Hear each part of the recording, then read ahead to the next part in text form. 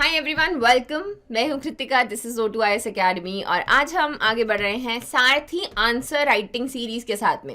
ये सिंस आपका HAS का NT का मेंस आने वाला है, उसमें आपको हेल्प करेगा जो लोग भी मेंस लिख रहे हैं, as well as again pre की अगर आप तैयारी कर रहे हो उसमें भी हेल्प करेगा ही। ठीक है, तो यहाँ पे और भी आपका GS कवर होता है, उसका अलग से स्केड्यूल ऊपर दी गई वीडियो में आपको मिल जाएगा। मैं हिमाचल वाला जो पोर्शन है उसको आपके साथ में यहाँ पर कवर करने वाली हूँ। आज हम कवर करने वाले हैं GI tags, that is the part of GS। इसमें आप PYQs यानी कि पुराने जो आपके प्रीवियस ईयर क्वेश्चंस हैं वो इसके ऊपर पूछे गए हैं वो देखेंगे कि हिमाचल में कौन कौन सी आइटम्स हैं जिनको ये दिए गए हैं। हर एक आइटम के बारे में 3 से 4 चीज़ें आपको पता होनी चाहिए और फिर हम देखेंगे कि क्या इसकी इम्पोर्टेंस है। इस वीडियो को आखिरी तक देखिएगा। इसका PDF इंपॉर्टेंट रहेगा ताकि बाद में आप रिवाइज कर सके। वो आपको हमारी मोबाइल एप्लीकेशन पे मिलता है, इसका लिंक डिस्क्रिप्शन बॉक्स में दिया गया है और वहाँ पर स्टडी मटीरियल सेक्शन में जाकर आप जो PDFs हैं उसको डाउनलोड कर सकते हैं। तो और भी कुछ चीज़ इंपॉर्टेंट रहेगी, उसको भी आप चेक कीजिएगा।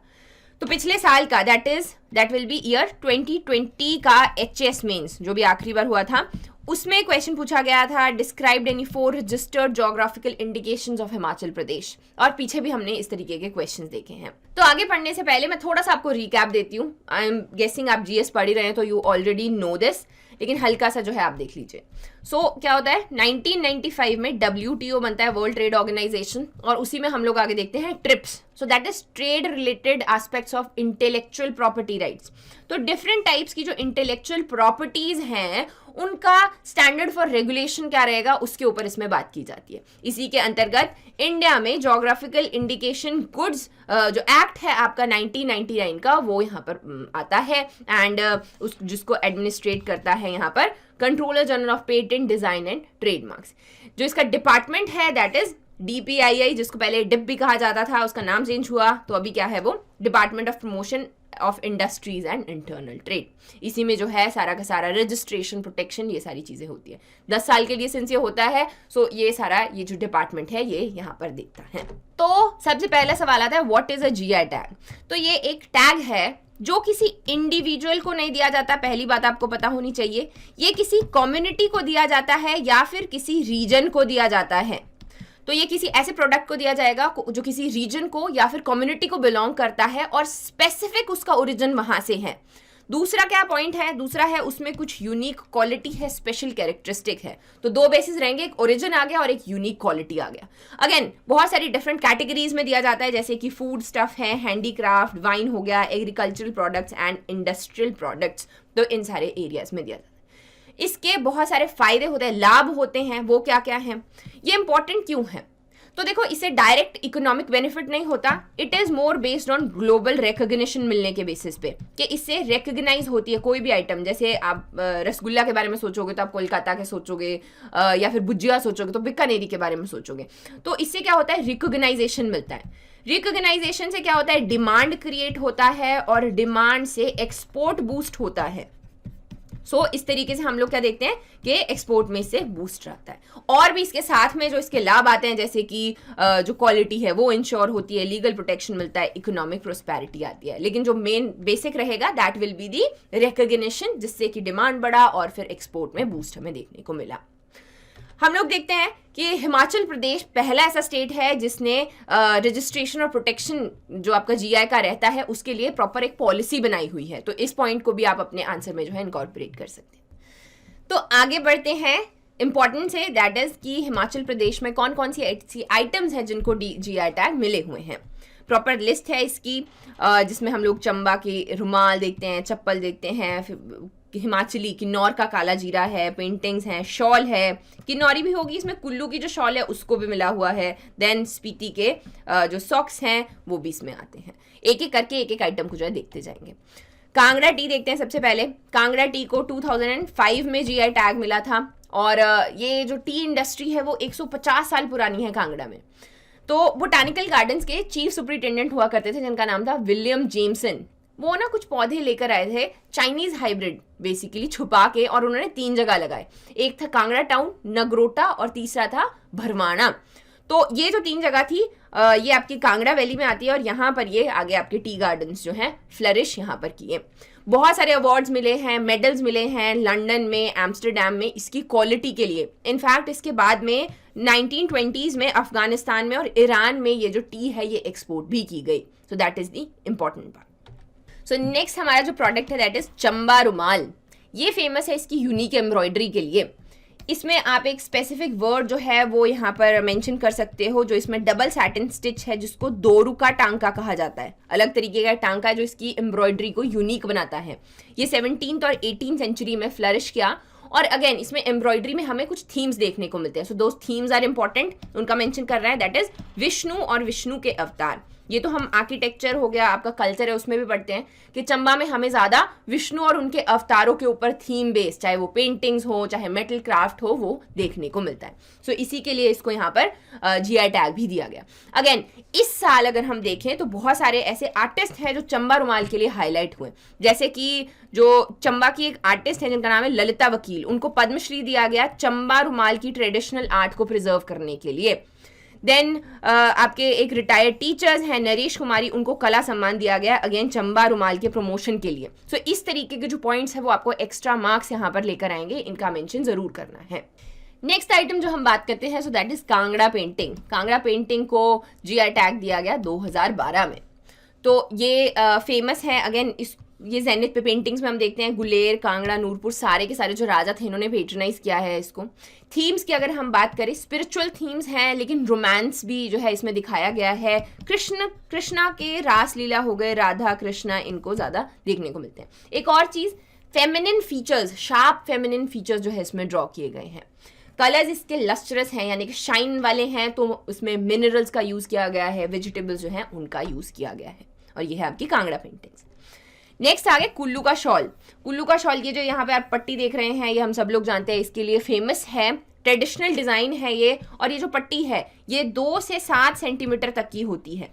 ये अपनी क्वालिटी के लिए भी फेमस है। डिफरेंट टाइप की वूल्स, याक वूल है, अंगोरा, पैश्मीना, ये सारी की सारी इसमें यूज़ की जाती हैं। और ये अगेन यूनिकनेस या क्वालिटी जो है इसमें एडअप करती हैं। बट अगेन जो इम्पॉर्टेंट जो आपका फोकस रहेगा वो किस पे रहेगा, ये जो डिस्टिंक्टिव फीचर के लाइंस हैं, ये जो पैटर्न्स हैं, they are very important. Next is Kinnauri shawl. Since पहले Kinnaur used to be the part of Bushahr, तो ये बुशहर सारा एरिया इसमें हम काउंट करते हैं। यहाँ पर भी ये शॉल यूज़ की जाती है। इसको लोकल भाषा में छाली कहा जाता है। और जो विमेन पहनती हैं इसमें थोड़े ज़्यादा पैटर्न्स बने होते हैं एज कम्पेयर टू मेन। और 2008 में अगेन इसको GI टैग दिया गया for these woollen Kinnauri shawls. Next है बासमती। तो आप कभी कभी ये हर जगह नहीं लिखा होता है, तो बासमती को भी मिला हुआ है, लेकिन ये आपका है अगेन नॉर्थ इंडिया में दिया गया है, तो नॉर्थ इंडियन स्टेट्स को दिया गया है जिसमें हिमाचल है। स्पेसिफिकली सिर्फ हिमाचल की बासमती को नहीं दिया है, याद रखना है। जिसमें पंजाब, हरियाणा, दिल्ली, उत्तराखंड, उत्तर प्रदेश और जम्मू एंड कश्मीर भी है, तो उसी में हिमाचल भी है। और ये आपका एग्रीकल्चर एंड प्रोसेस गुड्स का जो सेक्शन रहता है उसमें बासमती के लिए मिला। नेक्स्ट आ गया किन्नौरी काला जीरा।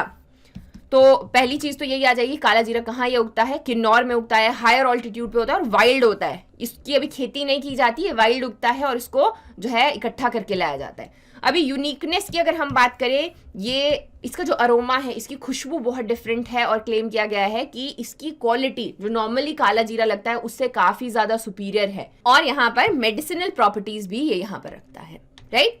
नेक्स्ट आ गया चुल्ली ऑयल। चुल्ली ऑयल बेसिकली वाइल्ड एप्रिकॉट यानी कि खुमानी है जो कि वाइल्ड में उगती है। अगर हम हायर ऑल्टीट्यूड्स पे जाएं, किन्नौर, लाहौल स्पीति, वहाँ पर रोज़मर्रा में ये यूज़ किया जाता है क्योंकि इसकी तासीर गर्म होती है। जैसे हम ऑल्टीट्यूड में हायर ऊपर जाते हैं तो क्या होता है, तासीर जब ठंड होती है ज़्यादा तो उसको वहाँ पर यूज़ किया जाता है। आंसर में क्या लिखेंगे आप? आंसर में लिखेंगे आप कहाँ कहाँ ये पाया जाता है और क्या क्या इसके यूजेस रहते हैं। अगेन मेडिसिनल प्रॉपर्टीज भी रखता है, यानी कि हेयर ग्रोथ हो गया, रेगुलेशन ऑफ कोलेस्ट्रॉल ये उसमें हेल्प करता है, कार्डियोवास्कुलर डिजीज जो है ये उसमें भी हेल्प करता है। इससे एक लोकल लिकर भी बनाया जाता है जिसको घंटी कहा जाता है। सो द बेसिक आइडिया, ये जितनी भी इसकी अच्छी प्रॉपर्टीज है ये क्योंकि ये तासीर गर्म होती है, तो जब हम हायर ऑल्टीट्यूड पे जाते हैं टेम्परेचर डिक्रीज करता है and becomes the part of the everyday life. Hence चुल्ली इज द वाइल्ड एप्रिकॉट और इसको भी यहाँ पर GI टैग दिया गया है। नेक्स्ट है Lahauli socks and gloves. Lahaul में इस तरीके की जो है सॉक्स मिलती हैं हमें, इसके कुछ फीचर्स हैं। पहली चीज़ आ गई इसका पैटर्न। ये जो पैटर्न है दिस इज वेरी इंपॉर्टेंट, इसको दशी कहा जाता है। और फिर आ गया ये, आगे से यूजुअली ये सॉक्स जो हैं इस तरीके से शेप में हमें देखने को मिलती हैं, जिसको कुब कहते हैं। तो अगर आप ये जो नाम है इस पैटर्न को जैसे दशी कहा जाता है, इसको वहां पर लिखेंगे, it will add colours to your answer. Next है चंबा की चप्पल। क्या होगा, कुछ फीचर्स, पहली है इसकी एम्ब्रॉयडरी। चंबा की एम्ब्रॉयडरी बहुत ज़्यादा फेमस है, अलग अलग एम्ब्रॉयडरी इस चप्पल पे की जाती है। और दूसरा आता है इसकी हिस्टोरिक वैल्यू।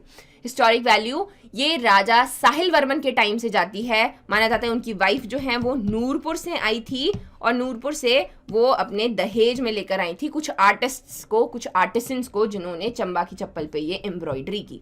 इस पे डिफरेंट फ्लावर्स हैं, लीव्स हैं, और इस तरीके के जो पैटर्न्स हैं गोल गोल वो बनाए जाते हैं। और ये भी सिल्क थ्रेड से बनाए जाते हैं, जिसको रूसी तिल्ला कहा जाता है। सो अगेन ये आपके फीचर्स यहाँ पर आप मेंशन कर सकते हो, और इसी के लिए इसको जीआई टैग दिया।